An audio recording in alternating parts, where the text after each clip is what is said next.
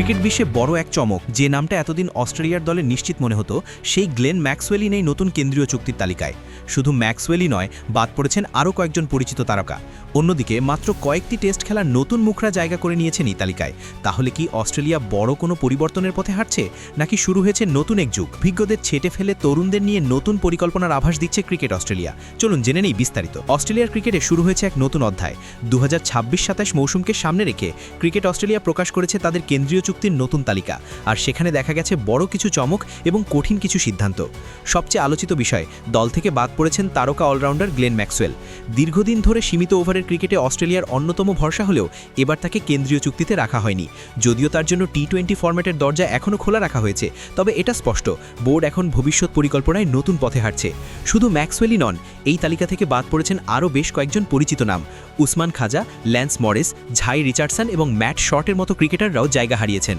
এর মধ্যে খাজা আন্তর্জাতিক ক্রিকেট থেকে বিদায় নিয়েছেন, আর ম্যাক্সওয়েল আগেই ওয়ানডে ফরম্যাট ছাড়ার ঘোষণা দিয়েছেন। অন্যদিকে নতুন তালিকায় জায়গা করে নিয়েছেন কিছু তরুণ ও তুলনামূলক কম অভিজ্ঞ ক্রিকেটার।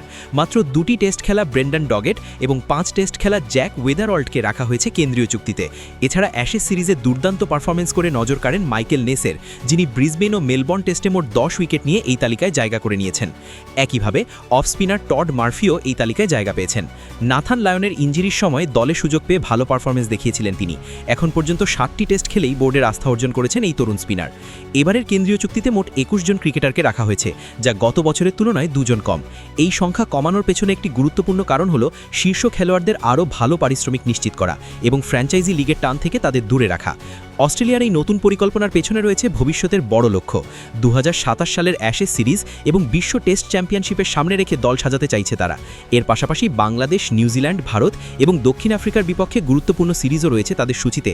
সব মিলিয়ে এই তালিকা শুধু কয়েকজন ক্রিকেটারের বাদ পড়া বা সুযোগ পাওয়ার গল্প নয়, এটা অস্ট্রেলিয়ান ক্রিকেটের ভবিষ্যৎ পরিকল্পনার প্রতিচ্ছবি।